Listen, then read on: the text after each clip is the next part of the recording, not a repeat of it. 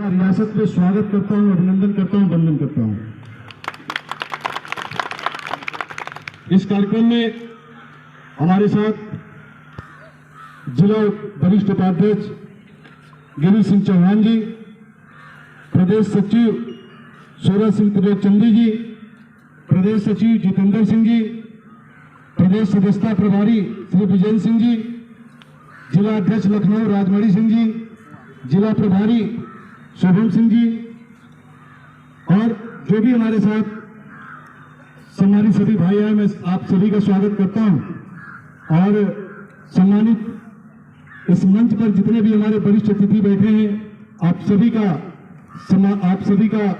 मैं आदर करता हूं, सम्मान करता हूं। और मेरे सामने महिला जिला अध्यक्ष लखनऊ सुमन सिंह जी का भी स्वागत करता हूं कि उन्होंने लखनऊ से चलकर 4-5 महिला बहनों के साथ यहाँ पे आई। आपका विशेष आभार प्रकट करता हूँ। महिला जिला अध्यक्ष सालू सिंह जी, और जिसका भी नाम छूट गया है यहाँ पर वो मुझे माफ करेंगे, लेकिन लखीमपुर खीरी की जो सम्मानित कैडी सेना की टीम है, जिला अध्यक्ष आशीष भदौरिया जी, युवा जिला अध्यक्ष, उनकी संगठन मंत्री, उनके पूरी कार्यकारिणी को मैं बधाई देना चाहता हूँ, शुभकामनाएं देना चाहता हूँ कि आपने बहुत कम समय में एक अच्छा कार्यक्रम आयोजित किया।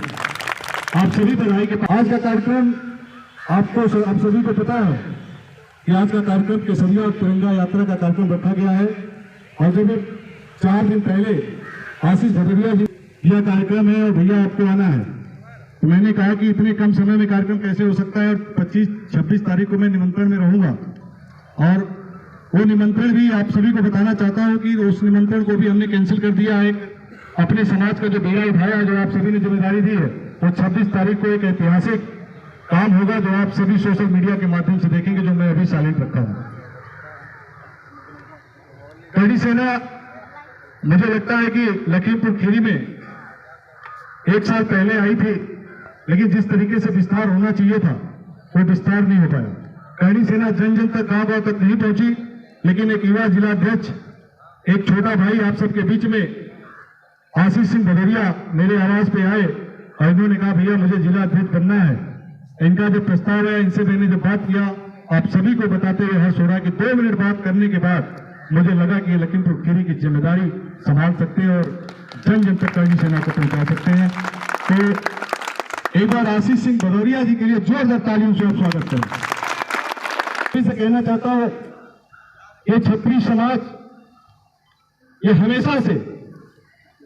हमेशा से देश के लिए, राष्ट्र के लिए लड़ा है, और जिसके लिए राष्ट्र सबसे बड़ा होता है उसके लिए कोई जाति मायने नहीं रखती।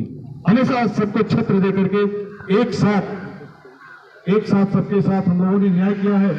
और हमारे राजा रजवाड़े, आज हम उसी बीच में खड़े हैं, हमारे बड़े बड़े राजा राजवाड़ों ने सरकार को, इस लोकतंत्र को बनाने के लिए ये दान दे दी बिना शर्त के। इससे बड़ी गर्व की बात, इससे बड़ी कुछ हो नहीं सकती।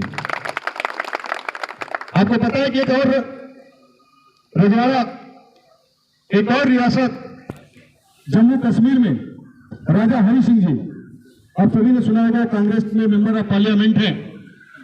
जब धारा 370-35 है जो आप सुनते हैं, जो अभी हटाई गई है, जब उस रियासत को विलय करना था हिंदुस्तान के अंदर, उन रियासत राजा हरि सिंह ने एक शर्त रखी थी कि धारा 370-35 से जो धारा है उसमें शर्त रखी गई थी कि अगर हिंदुस्तान के संविधान में कोई भी कानून पास होता है, अगर हमारी मर्जी होगी तो हम अपने प्रदेश में उसको मानेंगे, हमारी मर्जी होगी तो आपका झंडा लगाएंगे, हमारी जो मर्जी होगी हम वो करेंगे, हमारे ऊपर कोई बाध्यता नहीं होगी।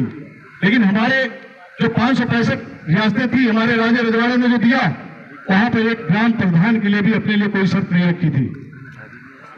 अगर आज ये बात हम करें, 565 जो रियासतें हमारी दान में गई हैं, अगर हम उसकी बात करें तो आज हम कहना चाहेंगे कि कहीं न कहीं हमारे रियासतों से भूल हुई है, हमारे पूर्वजों से भूल हुई है, क्योंकि हमने अपने इतिहास की बात अपने राजपुताने के लिए, अपने क्षत्रिय भाइयों के लिए, उनकी मान मर्यादा के लिए हमने सोचा नहीं। हमने बस एक साथ, एक पटेल साहब आए और उन्होंने बात रखी कि हम आपको ये भागीदारी देंगे, वो भागीदारी देंगे, हम आपके साथ ऐसा करेंगे, वैसा करेंगे, और हमने दस्तखत कर दिया और हमने पूरा 500 को 565 रियासतें दे दी। आपने प्रधानमंत्री की उद्बोधन भी सुना होगा, जब पटेल साहब की मूर्ति लग रही थी तो सीना चौड़ा करके 56 इंच वाले बोल रहे थे, कह रहे थे राजा रजवाड़ों ने जो दान दिया है और अपनी सारी रियासतें दी हैं, लेकिन आज अगर किसी एक प्रधान से या सभासद से, विधायक से, सांसद से कह दिए कि एक विषय जमीन दे दिए, किसी महापुरुष की मूर्ति लगानी है, तो नहीं देगा। लेकिन कितना बड़ा दिल रखते हैं राजा जवानों ने कि अपनी पूरी सारी प्रॉपर्टी दे देश के लिए।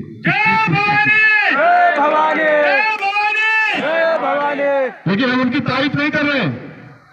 ये उन्होंने जो मीठी गुड़की दी है, मैं बताना चाहता हूँ, किसी देश की सरकार ने हमारे आपके खिलाफ लगातार कानून बनाकर हमारे आपके साथ अत्याचार तो क्यों इकट्ठा हुए, हमें क्यों इकट्ठा होना है, हम क्यों यहाँ पे आए हैं, इस बात को समझना होगा। क्योंकि आप अगर आप एक ब्लॉक में, अगर जिस ब्लॉक से आप आए उस ब्लॉक में उठा करके देख लीजिएगा, किसी ने किसी सवर्ण के साथ, किसी ने किसी क्षत्रिय के साथ एट्रोसिटी एक्ट का मुकदमा लगा होगा। आप देख लीजिएगा कि अगर उसकी संख्या कम है तो उसके साथ अत्याचार हुआ होगा। लेकिन जब से करणी सेना आई है, जब से करणी सेना गांव तक, जन तक पहुंची और जो भी करणी सेना का सदस्य रहा है या करणी सेना के किसी भी पदाधिकारी के कान में आवाज गई है, अगर किसी ने एट्रोसिटी एक्ट का मुकदमा या किसी ने कम संख्या रहने की वजह से उनके साथ अत्याचार करने की कोशिश की है, उनको हम लोगों ने जूतों से मारा, चाहे साथ कानून एट्रोसिटी एक्ट जैसा काला कानून बना करके भारत की सरकार ने अत्याचार किया है। जबकि ये एट्रोसिटी एक्ट कानून इस देश के 78% जनता पे लागू होता है, लेकिन सारी लड़ाई कौन लड़ता है? राजपूत। हर लड़ाई को राजपूत लड़ता है, हर जगह तलवार निकाल करके राजपूत खड़ा होता है। ये ओबीसी पर भी लागू होता है, ये सवर्ण समाज की और भी जातियों पर लागू होता है, लेकिन सबसे ज्यादा अत्याचार अगर किसी पे होता है वो क्षत्रिय पे होता है। मैं कहना चाहता हूं, इस देश के प्रधानमंत्री से 2024 का चुनाव है। हम लोग बहुत छोटे व्यक्ति हैं, लेकिन जब करणी सेना की ताकत और करणी सेना की जब एकता जब एक साथ इकट्ठा होती है, जब एक साथ सारी शक्तियां इकट्ठी होती है, तो प्रधानमंत्री ने पूरा ब्रह्मांड हिलने लगता है। ये मैं कहना चाहता हूँ। ये जो काला कानून आपने बनाया है, 22 पॉइंट थे एट्रोसिटी एक्ट में। जब राजनाथ सिंह मुख्यमंत्री थे, उन्होंने संशोधन किया था। जब बहन जी की सरकार थी, उन्होंने कहा था इस देश के अंदर 78% जो जनता है उनको, वो भी एक इंसान है और उनके खिलाफ कोई भी अगर मुकदमा लिखवाता है, अगर वो जेल जाते हैं तो पहले उसकी जांच होनी चाहिए। राजनाथ सिंह जी ने संशोधन किया था, माननीय रक्षा मंत्री जी ने, जब 1 साल के लिए मुख्यमंत्री थे। फिर बहन जी आई, बहन जी की सरकार में भी कुछ जांच होती थी, उसके बाद जेल होता था। लेकिन एक दिल्ली में बैठी हुई सरकार ने 22 पॉइंट से लेकर के 44 पॉइंट बनाया। और इतना ही नहीं, जब वो सुप्रीम कोर्ट को जब पता चला कि एट्रोसिटी एक्ट एक कानून बना रहे हैं जिसमें केवल आरोप लगा देने से जेल जाएंगे, तो सुप्रीम कोर्ट ने 3 बार विरोध किया। लेकिन सुप्रीम कोर्ट की बात न मानकर इस सरकार ने लोकसभा में प्रस्ताव लाई और लोकसभा में पास करके राज्यसभा में पास करवाने का महापाप किया। और इतना ही नहीं, मैं बता दूं आपको, ये जो कानपुर के महामहिम राष्ट्रपति थे, इनके टेबल पर जब 7 बजे फाइल जाती है तो इन्होंने दस्तखत करके, आपको पता होगा कि संविधान में 9 सूची होती है, लेकिन सबसे जो स्ट्रॉन्ग सूची होती है 9वीं सूची होती है। 9वीं सूची में डालने का महापाप जो सरकार ने किया है, इसको आने वाले टाइम पे कीमत चुकाना पड़ेगा अगर आपने अपनी एकता दिखाई तो। यहाँ पे राजपूत समाज के बहुत सारे युवा बच्चे बैठे हुए हैं। ये उत्तर प्रदेश की सरकार से कहना चाहता हूं कि आप ईडब्ल्यूएस इकोनॉमिकल वीकर सेक्शन में आप जो है एससी समाज को, ओबीसी समाज को छूट देते हो, मुझे कोई दिक्कत नहीं है। अगर कोई यहाँ पे 20 साल का 18 साल का युवा बैठा है और पुलिस की भर्ती में जाना चाहता है, तो 18 से 22 साल के बीच में अगर वो पुलिस में भर्ती हो गया तो अच्छी बात है। अगर 22 साल ओवर क्रॉस कर गया तो पुलिस में भर्ती नहीं हो सकता। ये सभी समाज के लिए है। लेकिन ओबीसी समाज 25 साल तक भर्ती होगा, एससी समाज 27 साल तक भर्ती होगा। लेकिन ये जो सवर्ण समाज के बच्चे हैं जो 22 साल में आप इनको बुढ़ा कर रहे हो, इन्होंने कौन सा महापाप किया है? योगी जी से कहना चाहते हैं ईडब्ल्यूएस में एज रिलैक्सेशन की व्यवस्था कर दो, जैसे अन्य प्रदेशों ने किया है। नहीं तो आने वाले 2024 के समय में कमल हमारी भूल होगी। इस नारा के साथ करणी सेना पूरे भारत में आंदोलन करेगी। हम किसी का विरोध नहीं कर रहे, ना एससी की विरोध कर रहे हैं, ना ओबीसी की विरोध कर रहे हैं, उनको दे दो। आपने एक और बात किया 2019 और 2020 में, इस देश में जब कोरोना आया तो घरों से कोई निकला नहीं, किसी का रोजगार चला गया, किसी की शिक्षा चली गई, किसी ने साल 2 साल यूपीएससी की तैयारी की, उस तैयारी में भी 2 साल निकल गया। जब 2 साल जिसका निकल गया वो क्या करेगा? उसकी ओवरेज हो गई। तो एज रिलैक्सेशन क्यों नहीं देते हो? लेकिन ओबीसी एससी समाज को कोरोना में जो 2 साल कोरोना में गया उनको 2 साल की छूट दे रहे हो। मैं तो कहता हूं 2 साल ही नहीं, डायरेक्ट उनको एपीसीएस बना दो। लेकिन सबर समाज के जो बच्चे जो 2 साल कोरोना में गया उसकी रिलैक्सेशन नहीं दोगे तो कौन देगा? अगर नहीं दिया अगर आपने, तो मैं कहना चाहता हूं आपके मन से, इस पवित्र धरती से कहना चाहता हूं कि 2000 चुनाव में ऐसा आंदोलन होगा जो कभी किसी ने कल्पना नहीं किया होगा। ये मैं कहना चाहता हूं। हमारे पूर्वजों ने अपने रक्त से सींचकर इतिहास सींचा है, इतिहास बनाया है। महाराजा सुहेलदेव बैस एक क्षत्रिय राजपूत, उन्हीं के वंशज सूरज सिंह त्रिलोकचंदी सामने खड़े हैं आपके। इसी बहराइच में महाराजा सुहेलदेव बैस की मूर्ति लगी हुई है। वहीं पर सैयद सलार मसूद गाजी को उन्होंने मारा था। 1009 की बात, 1004 की बात है ये, जब सैयद सलार गाजी मसूद गाजी को मारा था उन्होंने। वो विजय स्थलीय चित्तौरा झील पर, जहां पर आज इस सरकार ने 200 करोड़ रुपए देकर डेवलपमेंट का काम कर रही है। लेकिन जब हमने कहा कि महाराजा सुहेलदेव सूर्यवंशी क्षत्रिय है, तो लोगों ने कहा कि नहीं, ये भर समाज से आते हैं। एक समाज कहता है कि नहीं, पासी समाज से आते हैं। लेकिन आप सभी को पता, मैं कई बार कह चुका हूं, यहाँ कहना बहुत जरूरी है क्योंकि नए युवा है, यहाँ पर नई जगह है। मैं कहना चाहता हूं कि उत्तर प्रदेश के अंदर 2 मुख्यमंत्रियों ने, एक पूर्व के मुख्यमंत्री ने महाराजा सुहेलदेव को पासी बना दिया, एक प्रेजेंट टाइप के मुख्यमंत्री ने उनको राजभर बना दिया। अब सोचिए, भारतीय जनता पार्टी एक ही पार्टी है और एक ही पार्टी का सांसद माननीय कौशल किशोर जी लखनऊ से सांसद है और भारत सरकार में मंत्री है। और इसी सरकार में पूर्व मंत्री रहे ओम प्रकाश राजभर जी, वो भी कैबिनेट मंत्री रहे। लेकिन प्रेजेंट टाइम में आज के डेट में अनिल राजभर जी कैबिनेट मंत्री है। एक ही सरकार में 2 समाज के 2 मंत्री हैं, एक कहता है कि वो पासी है और एक कहता है कि राजभर है। इस गहराई को समझना पड़ेगा आपको। लेकिन इन दोनों को चुनौती दी हमने और आज भी चुनौती दे रहा हूं। और मैं कहना चाहता हूं कि भारतीय जनता पार्टी के जो आरएसएस की शाखा है, उस शाखा में जो सुहेलदेव पंचावली आपने लिखी है, उस सुहेलदेव की पंचावली में साफ शब्दों में, स्पष्ट शब्दों में लिखा है कि महाराजा सुहेलदेव सूर्यवंशी क्षत्रिय थे। क्योंकि महाराजा राम के बेटे लौ की राजधानी श्रावस्ती में हुआ करती थी और उन्हीं के बेटे के नाम पर ये श्रावस्त नगर पड़ा था। और ये महाराजा सुहेलदेव वही के थे और वहीं से इन्होंने आकर के बहराइच चित्तौरा झील पर सैयद सलार मसूद गाजी को मारा था और इनकी शादी चंदेलों में हुई थी। 1000 साल पहले क्या लव मैरिज होता था? क्या आपने कभी सुना था? चंदेलों में शादी पूरा साक्ष्य है। और भारतीय जनता पार्टी अपने लिटरेचर पे साफ शब्दों में लिखी हुई है। जब वहां पे मैं बताना चाहता हूं आपको कि महाराजा सुहेलदेव बैस जी का पिछले साल हम लोगों ने कार्यक्रम रखा था इसी बसंत पंचमी के दिन, और हमारा कार्यक्रम चल रहा था। सोशल मीडिया पे हम लोग एक्टिव थे पिछले 2-4-5 महीनों से। लेकिन उस बीच में चुनाव आ गया 2022 का, तो माननीय मंत्री जी जाकर के दिल्ली में कहे गुजरात के दोनों भाइयों से कि अगर पूर्वांचल में अगर आपको चुनाव जीतना है तो राजभर समाज बहुत ज्यादा संख्या में है और वहां पर आपको ज्यादा सीटें आएंगी, तो करना क्या होगा? उन्होंने कहा कि महाराजा सुहेलदेव की जात बदल दो, महाराजा सुहेलदेव की जात बदल दो, जीत जाओगे। ये मंत्र दिया गुजराती व्यापारियों ने और वही हुआ। हमारा कार्यक्रम था 28 को और उन्होंने अपना कार्यक्रम रख दिया 16 तारीख को। और 16 तारीख के कार्यक्रम में आप देखिए, साजिश देखिए, अगर आपके महापुरुषों का सम्मान नहीं बचेगा, महापुरुषों का इतिहास नहीं बचेगा, तो फिर हम आप छतरी का ढिंढोरा लेकर के पीटते रह जाएंगे। हमें आपको कोई मानेगा नहीं, एक थानेदार भी नहीं मानेगा कि तुम ठाकुर हो। इतना बड़ा चुनौती था, इस चुनौती को हमने स्वीकार किया और स्वीकार करके कहा कि महाराजा सुहेलदेव के इतिहास के साथ अगर कोई छेड़छाड़ करेगा, अगर मुझे अपनी जान देनी भी पड़ेगी तो मैं दूंगा और लेनी भी पड़ेगी तो लूंगा, लेकिन आऊंगा जरूर। मैं गया बहराइच चित्तौरा झील पर और जा करके हम लोगों ने वहां के राजा यशवंत विक्रम सिंह जी का भी धन्यवाद देना चाहता हूं, जो कयापुर स्टेट के महाराज हैं। हम लोगों ने वहां पे पूरी रणनीति के साथ, चाहे मुख्यमंत्री जी हो और चाहे प्रमुख सचिव हो, चाहे पर्यटन विभाग के मंत्री रहे, सभी से मिलकर बातचीत करके हम लोगों ने कहा कि महाराजा सुहेलदेव को सुहेलदेव रहने तो उनकी जात मत बदलो। मैं राजभर समाज के खिलाफ नहीं हूं, मैं पासी समाज के खिलाफ नहीं हूं, ये छत्तीस समाज किसी के खिलाफ नहीं है, लेकिन इनकी जाति वंशावली नहीं बदलनी चाहिए। और अंत में उन्होंने सरेंद्र किया और हम लोग जा करके बहराइच पर प्रधानमंत्री को और योगी जी को, ये मंच से आपके सामने कह रहा हूं, गूगल पे भी आप कर लेना, प्रधानमंत्री जी को और योगी जी को रोका और हमने कहा कि महाराजा सुहेलदेव की जात अगर बदलोगे तो ऐसा कांड होगा जो आप कल्पना नहीं कर सकते। उन्होंने इस बात को मान लिया।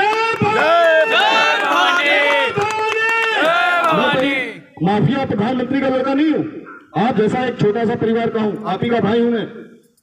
ये आपके अंदर एक जिगरा होना चाहिए, आपके अंदर एक गट्स होना चाहिए। आप अपने छत्रित्व को पहचानो, आप अपने बल को पहचानो, अपने पूर्वजों की अगर कुछ नहीं कर पाते तो अपने पूर्वजों को पढ़ लो। आपके अंदर आपका रोम रोम उठ खड़ा होगा और आपके अंदर जो उबाल आएगा वो किसी तापमान में, डिग्री में नहीं है कि वो तापमान आपका नाप सके। ऐसे छत्री स्कूल में आप पैदा हो गए। छत्री सम्राट मेहर भाई प्रतिहार की बात हो, उनकी भी वंशावली आपने सुना होगा कि उनको लोगों ने कहा कि गुर्जर समाज से है, जबकि गुर्जर जो जगह है वो स्थानवाचक है, न कि जातिवाचक है। लेकिन वहां पर भी माननीय मुख्यमंत्री जी पिछले साल वहां पर भी एक ऐसे चक्रव्यूह में फंस गए। उनको भी वहां का एक गुर्जर समाज का विधायक ने कहा कि मुख्यमंत्री जी को यहाँ पे बुला लेते हैं, यहाँ पे गुर्जर समाज बहुत है और यहाँ से भी हम जीत जाएंगे। मुख्यमंत्री जी ने बात मान लिया और कार्यक्रम रख दिया। बहादुरी की बात मैं कर रहा हूँ, लेकिन हम लोगों ने कसम खाया था और पश्चिम उत्तर प्रदेश के सभी भाई और छत्री समाज के जितने भी संगठन हैं जो सक्रिय हैं, जो इतिहास के लिए लड़ते हैं, उन सभी ने मिलकर मुख्यमंत्री जी को रोकना है। और हम लोगों ने कहा कि वहां पे जो गुर्जर शब्द लिखा उसको हटा दीजिए। ये मेहर भोज पटियार भगवान राम के भाई लक्ष्मण जी के वंशज है मेहर भोज पटियार। और आप यकीन करिए, गूगल पे देख लीजिएगा, पढ़ लीजिएगा, ये जैसे विरोध होते वहां पे गुर्जर शब्द हट गया और वहां पे लिख दिया गया छत्री सम्राट मेहर भोज पटियार। और यही बहराइच में हुआ था। बहराइच में साफ शब्दों में लिखा हुआ था राजभर, महाराजा सुहेल देव राजभर, मंत्रियों ने जाके लिखवाया। लेकिन हम लोगों ने भी चैलेंज किया था कि आऊंगा और आकर के मंदिर का पुनर्निर्माण तो नहीं, मंदिर में जो नवीनीकरण का जो छोटा मोटा काम है उसको हम लोग करा के एंड पेंट करा करके लिखवाएंगे छत्री सम्राट महाराजा सुहेल देव बैस। अगर जिसकी औकात है वो करके दिखा देना। लिखवाया हमने। कहने का मतलब यह है कि करणी सेना, चाहे इतिहास संरक्षण की बात हो, चाहे एट्रोसिटी एक्ट की बात हो, रिजर्वेशन की बात हो, ईडब्ल्यूएस की बात हो, ये हम सारी लड़ाई लड़ेंगे। लेकिन हम उड़ता हुआ तीर नहीं लेंगे। अभी आप देख रहे हैं एक स्वामी प्रसाद मौर्य पूर्व मंत्री, वो क्या कह रहे हैं आपने सभी सुना। तो ऐसे मानसिक जो तनाव में रहने वाला व्यक्ति के मानसिक बुद्धि के लोगों के बारे में चर्चा करके आपको अपनी ऊर्जा खत्म नहीं करनी है। रामचरितमानस जो था है वही रहेगा, किसी की बाप की औकात नहीं कि उसको बदल देगा। इससे की बात नहीं करेंगे। इनके पीछे अपना समय सोशल मीडिया पर मत बात करिए। जब धर्म और छत्रित्व पे बात आएगी, गाय पे बात आएगी, माँ बहनों बेटियों की बात आएगी, गर्दन काटनी पड़ेगी तो काटेंगे और कटवानी भी पड़ेगी तो कटवाएंगे। इसलिए आप निश्चित होकर के आप अपने काम करें।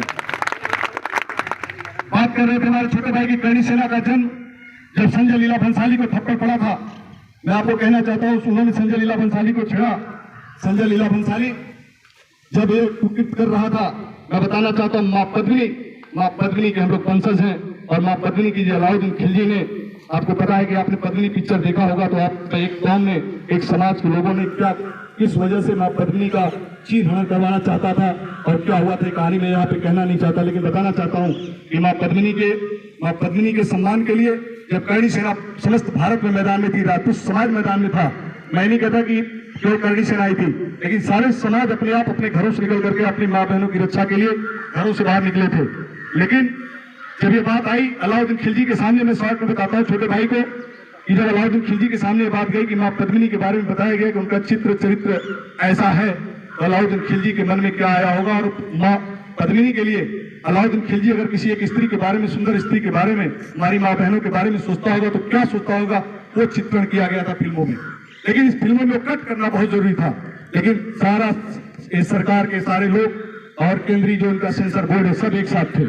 ये छोटी मोटी लड़ाई नहीं थी। जब आपने देखा कि 1 महीने तक लगातार टीवी के अंदर ये शायद देश का पहला ऐसा संगठन करणी सेना है, जो भारत का ऐसा पहला शायद आंदोलन है जो शायद 1 महीना तक लगातार टीवी के नेशनल चैनल पर लगातार छा रहा, चाहे वो मॉल तोड़ना हो चाहे कुछ भी करना हो।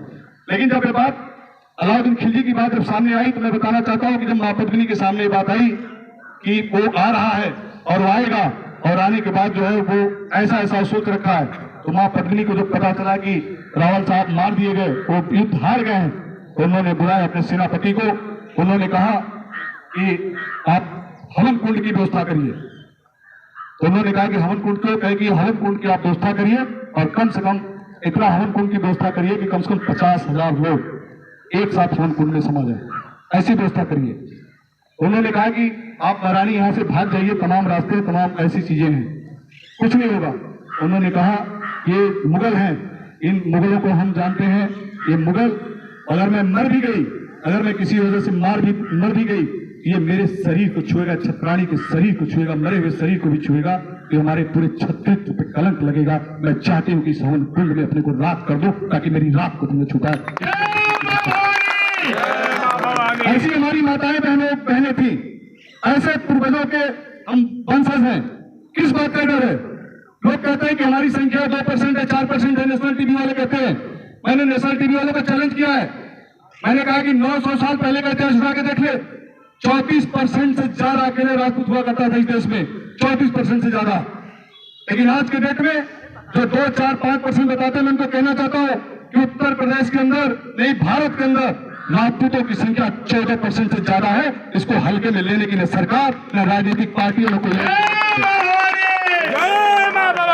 सबको कहना चाहता हूं कि राजपूत समाज 14% है, और राजपूत समाज पहले हवेली में रहता था, घरों में रहता था, बाहर नहीं आता था, अपनी आवाज समाज के सामने नहीं लेना चाहता था, एक साथ बैठना नहीं चाहता था। लेकिन आज राजपूत समाज का बच्चा अगर आवाज देता है तो राजपूत अपने घरों से निकल जाता है, उसके सुरक्षा के लिए, उसकी रक्षा के लिए। इसलिए राजपूत समाज को एक होना बहुत जरूरी है। आज हम एक हैं और हमें एक होना पड़ेगा।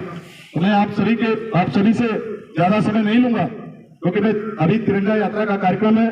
मैं यही कहना चाहता हूं कि मेरे जो क्षत्रिय समाज के भाई बहन हैं, ज्यादा से ज्यादा संख्या में लोग जुड़े, एक दूसरे से संपर्क रखें, एक दूसरे की गलतियों को इग्नोर करें, एक दूसरे की गलतियों को माफ करने की आदत डालें, धैर्य रखने की आदत डालें। अगर आप ऐसा नहीं करेंगे तो वही होगा जो आजादी के पहले जो हमारे पूर्वजों ने 565 रियासतें देकर के अपने लिए कोई शर्त नहीं रखी, और उन्होंने समझा नहीं कि आने वाले टाइम में ये लोकतंत्र इतना ताकतवर हो जाएगा कि जो मंत्री बनेगा वही उस रियासत का मालिक कहलाएगा।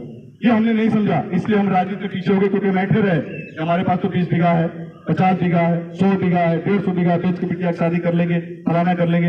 ये समय नहीं है। आपने सुना कि नशा भी राजपूतों को बहुत बर्बाद किया है।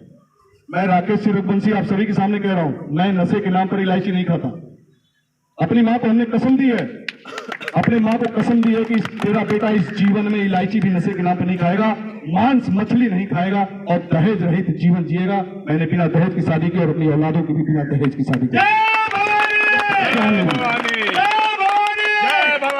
और माँ बहनों की इज्जत करना सीखो आप, रिस्पेक्ट करना सीखो आप। इन नशों से दूर रहो। ये जो बकरे बकरे सब खाते हो, बहुत लोगों को बुरा लग जाएगा कि लगता है, लोग कहते हैं कि अगर बकरा मुर्गा नहीं बना तो कैसे ठाकुर।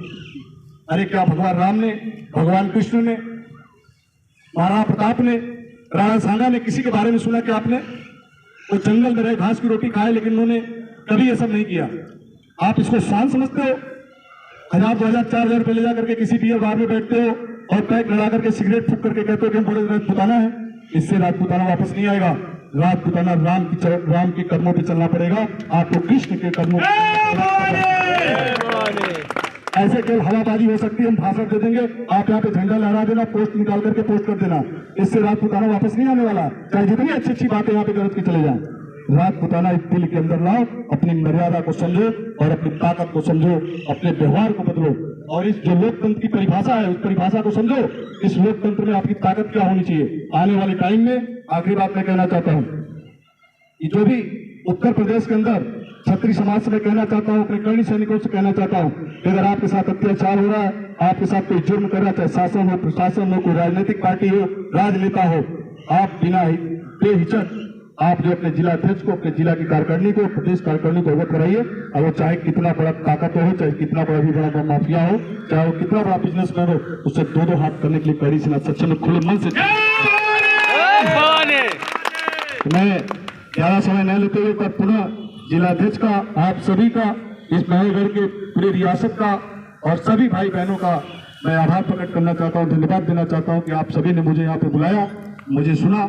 मैं बोलने को 45 मिनट या 1-2 घंटा बोल सकता हूं, लेकिन अभी वो तिरंगा यात्रा का कार्यक्रम है, तो मैं सभी से कहूंगा कि तिरंगा यात्रा कार्यक्रम में एक लाइन से, सिस्टम से, कोई आगे पीछे गाड़ी न करके, एक मर्यादा में रह करके, शासन प्रशासन को भी जहां पे हम लोग कार्यक्रम करते हैं, लगता है कि क्षत्रिय समाज ऐसा, चाहे लाखों की भीड़ हो, चाहे हजारों की भीड़ हो, हम लोग किसी की मूंगफली का एक दाना नहीं उठाते, किसी को रेत तुम कड़क नहीं करते। हमारी ये भाषा नहीं है। हमारी भाषा अच्छी भाषा है, अच्छी भाषा में बात करते हैं। अगर आपको प्रेरणा लेनी है, अगर आपके अंदर बहुत जोश हो, तो भगवान श्री राम से प्रेरणा लेना। जब जरूरत पड़ती है तो तीर धनुष भी उठाते हैं, और जब जरूरत पड़ती है तो मुस्कुरा करके सारा काम कर देते हैं। ऐसे राम जय श्री राम जय श्री राम जय श्री राम जय श्री राम जय श्री राम आरोपी नगरों की करनी सेना शेरों की आरोपी नगरों की करनी सेना शेरों की। एक बार मैं बनारस से आता हूँ तो एक बार सभी जो हाथ उठा करके बोलेंगे हरे हरे महादेव। और दो धन्यवाद। Thank you sir.